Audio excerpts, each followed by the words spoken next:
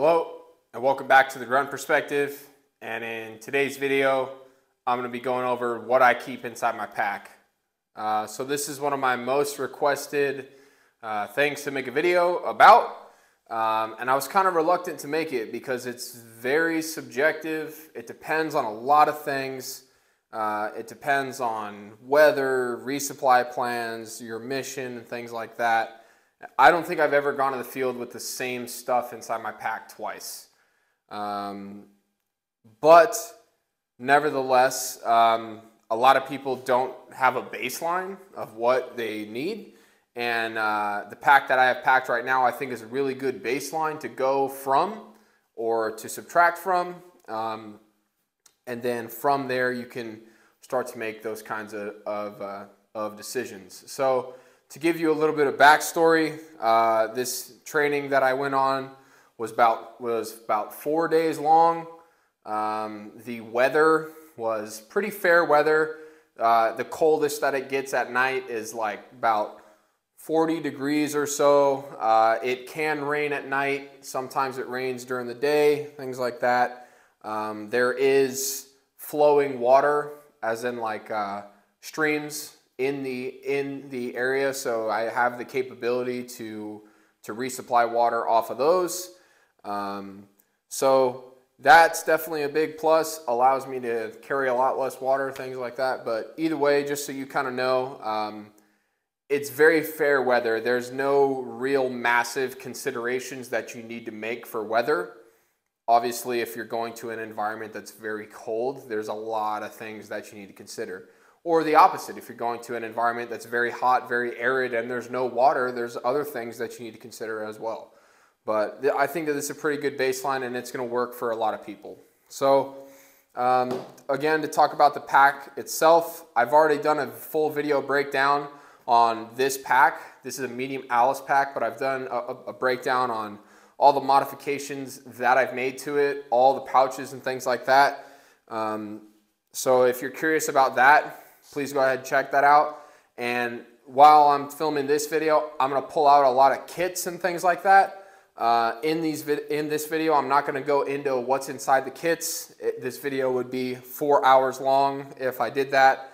But I have filmed videos covering all of the kits that I'm going to be pulling out. My Fieldcraft kit, survival kit, hygiene kit, things like that. So if you're curious about what's inside those, please go ahead and check those videos out once you're done with this one.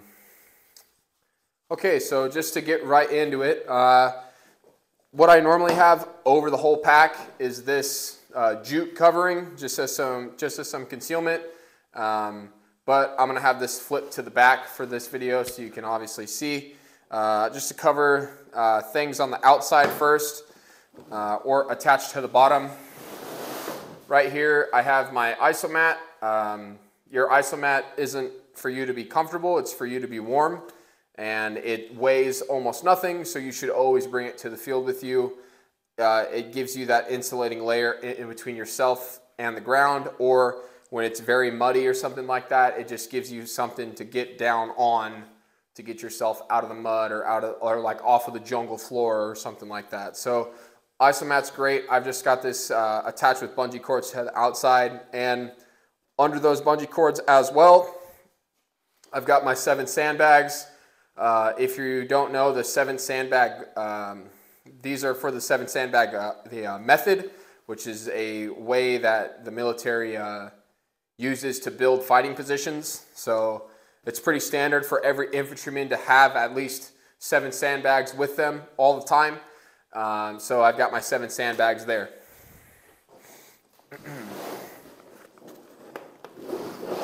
I apologize in advance for all the sound that this video is going to have and me dragging my pack around the table and things like that, but either way.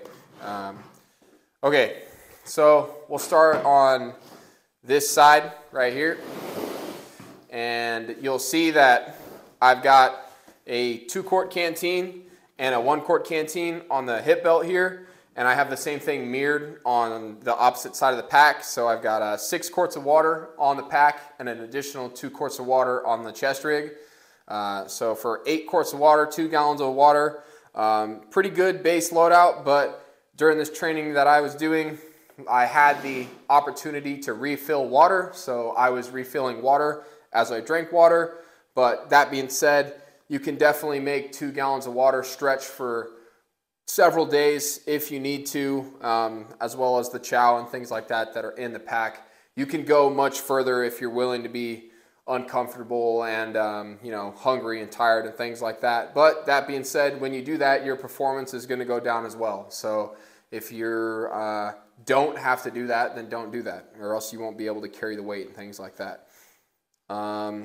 Okay, so that's that. Now onto this pouch here, my first large side pouch. First thing I have is a rifle maintenance kit. Again, I've got a video on this, so if you're curious about what's in here, go ahead and check that out. And my entrenching tool. Entrenching tool is important to have all the time, especially in the training that I just was doing.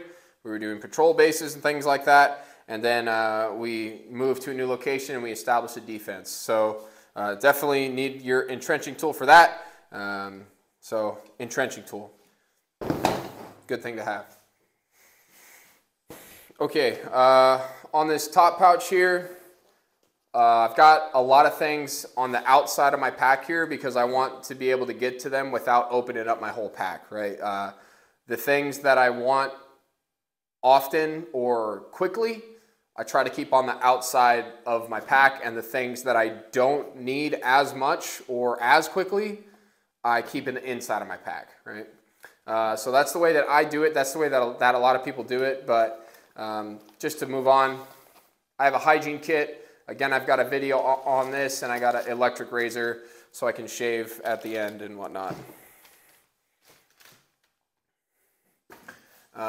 Moving to the center pouch now. Inside here, I've got a couple pairs of socks and a beanie, of course waterproofed. These are all wool socks. I swear by wool socks because I've found that wool will dry out at night if you can take your socks off, or it doesn't have to be at night, but wool will dry out much faster than cotton will. So if you have the ability to do so, you take your wet socks off, put some dry socks on, and then you hang those wet socks up on a stick or something like that to let them dry out for a couple hours. And then, you know, those socks are now dry. You can put them back inside this bag and you can wear them again. Doing that method, you can wear the same pair of socks for several days, things like that. But you know, eventually you're gonna have to change them or they're gonna get dirty. And then I got a beanie inside here, just a little small thing to keep my head warm. Little nice thing to have. So yeah, three pairs of socks, 1 pair on my feet, of course, and they're all wool. I would swear by wool. I would recommend wool, of course. On the top pouch here, the only thing that's in here is my glasses case, and I do that on purpose. This is like my miscellaneous pouch, I guess you could say. I try to keep it empty for the most part, so I have the ability to put more stuff inside here, like radio batteries, extra pieces of paper, something. You know, you always get given something weird that you have to carry, so extra magazines or something like that. And then for large items, it's really good. The Alice pack has all these cinch straps and things like that that you can use to strap things to the outside. So this is usually empty, but I have my glasses case inside there.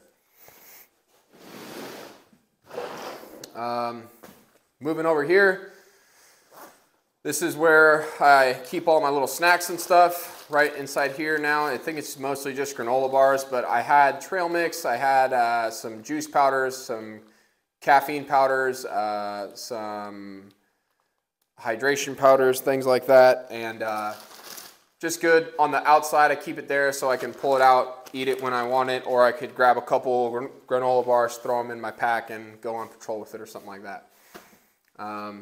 Onto this last pouch here. On the outside, I have my batteries. Just a bag with internal bags of 1, 2, 3s. I got some AA's, some AAA's, things like that. All the batteries for all the things that need batteries. Enough of them to change them a couple times, things like that. Keep them all right there. I like to keep them all in one package. Some people don't though. Now moving on. Inside here, first thing that I've got is a water filter. This is a Sawyer squeeze water filter with a couple dirty water bags. I've used this quite a bit. I like it very much, but I usually combine the filter with some purification tablets just to be extra safe, because that's something that you really don't want to mess up. But yeah, I really like the Sawyer squeeze. They have smaller ones too if you want a smaller one, but this one works quite well. Next thing I have here is a folding saw. This is a Baco Laplander, and a folding saw is something super useful for constructing OPs, cutting down limbs to improve your fighting position, cutting off stuff to make camouflage, or just make little shelters and things like that. Oh, well, there goes that. But yeah, Baco Laplander, great saw. I would highly recommend it. Good quality. Here I've got my Fieldcraft kit. This has a whole bunch of stuff like 550 cord, lighters, water purification tablets. I've got a whole video on this if you're curious about this. So go ahead and check that out if you want to. All right, now, and then again, you'll see I got a 2-quart canteen and a 1-quart canteen. Now moving on to the normal like Alice pouches here. On this one, or inside of this one, I keep a warming layer. And I keep it on the outside so I don't have to open up my pack to get to it. This is just one of those Poncho, like a Poncho liner shirt. Everyone loves these. They go by 1,000 names, but whatever. And I keep it on the outside, of course, in a Ziploc bag to keep it nice and dry. And it works out very well. Right there. In the center pouch here, I keep a tarp. This is like a GI tarp with the head hole in the center, so it's a poncho technically, but and then in addition, I've hit this with some Scotchgard outdoor water repellent spray stuff. Over time, these kind of lose their waterproof, their water repellency, so you kind of have to hit them every once in a while, and it keeps the life in them, and it works well now. But every once in a while, you just got to redo that. But it works well. And then right here, I've got my survival kit. And this is something that I'm almost never going to be getting to, but if I do need to get to it, I'm going to need to get to it quickly. So it goes on the outside of my pack for that reason. If my patrol base is getting overrun or something like that, and I've only got time to grab one thing and go, this is what I'm grabbing and I'm going. So that's why I keep it on the outside of my pack. I've got a whole video on this if you're curious about what's in it. So go ahead and check that out.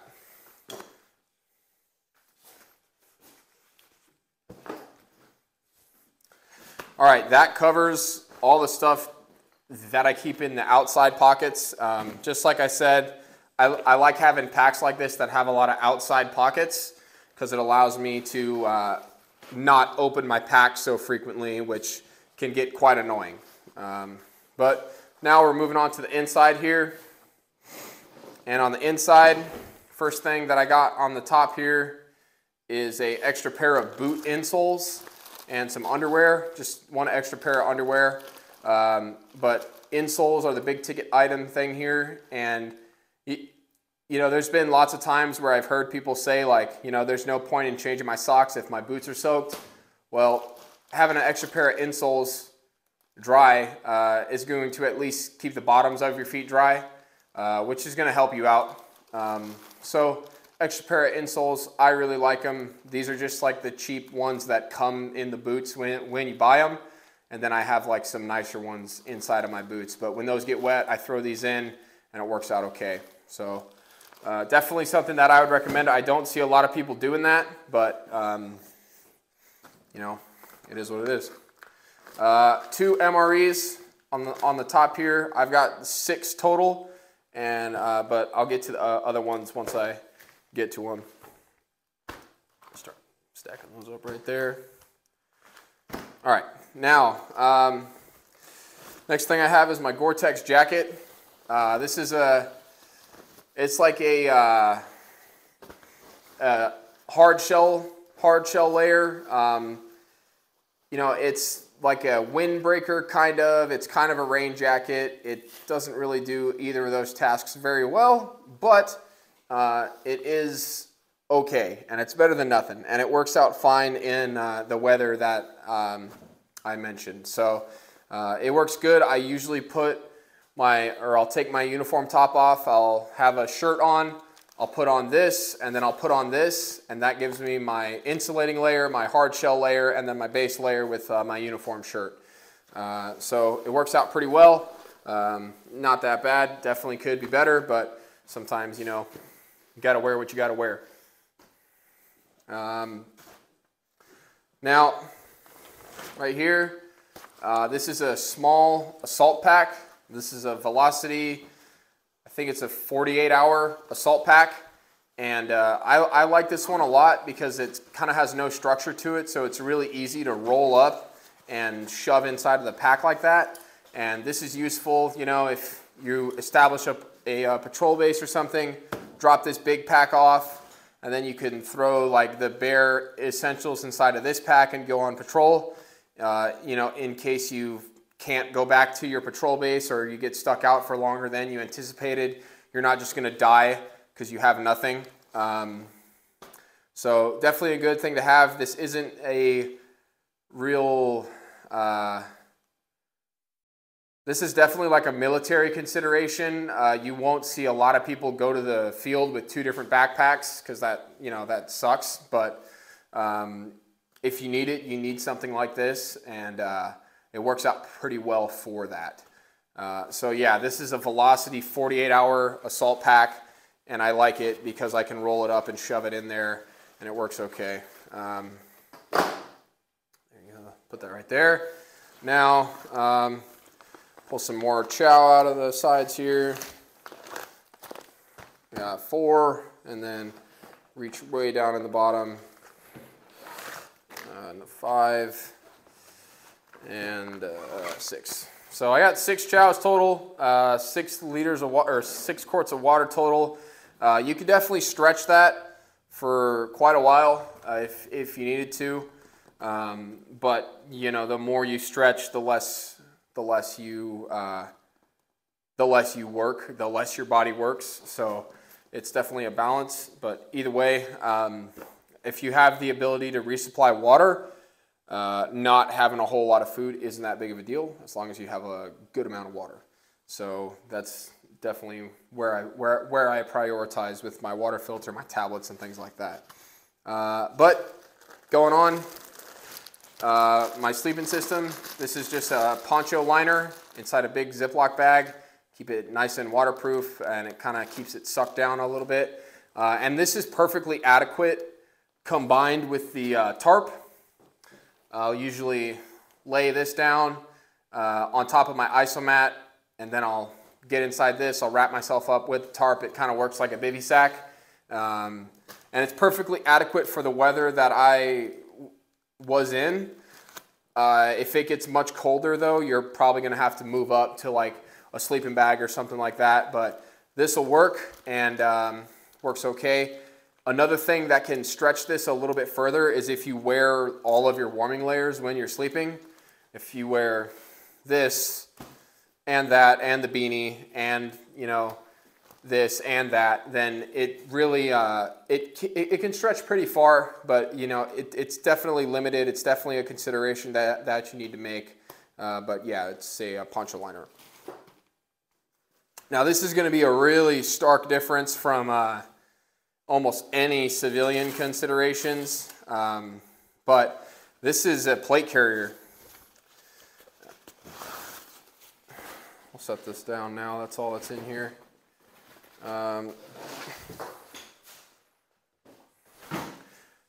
Yeah, this is a Marine Corps Gen 3 inner plate carrier with the hard plates inside of it. And you know, if you're doing a movement to contact or something, you're in your chest rig, and then you know, it comes time to put the armor on where enemy contact is becoming more likely. You put the plates on, do whatever you're gonna do, and then you put the plates back inside your ruck. And this is like, I don't know what this is, who makes it, or if you can even get this, but this is pretty much like every civilian plate carrier that's on the market right now. It's like the Slickster and all of those like super low profile plate carriers. This is literally just plates and soft armor. And what happens is I put this on, adjust my chest rig straps a little bit, and then my plate carrier, and then my chest rig goes over my plate carrier. So definitely something that if you don't have to carry, then don't carry, because this like really brings the overall weight of the pack up. The overall weight is 65 pounds with full water and full chow and things like that. And if I didn't have to carry this, then it would probably be, you know, close to like 45 pounds, which is much nicer. But either way, I got my 65 pounds, and then I got my chest rig and my rifle, things like that. It starts to add up pretty quickly. But yeah, if you don't have to carry that, then don't. But it's something that a lot of people are starting to do now. So it's a consideration to make for sure. But yeah, this is, you know, just like I said in the beginning of the video, this isn't going to work for everyone in every situation. Most likely it's not going to work for you because, you know, your life is different than my life and things like that. But this is what I had. This is what is a really good base load, I think, for, you know, 3 to 5 days out in the environment, in the wilderness and whatnot, being able to live and fight out of what's on your back. So that being said, if you've got comments, absolutely go ahead and drop them down below. If you've got suggestions, go ahead and drop them down, and then you can drop them down and comment some things about what works for you and whatnot. But thanks for watching, and I'll see you guys next time.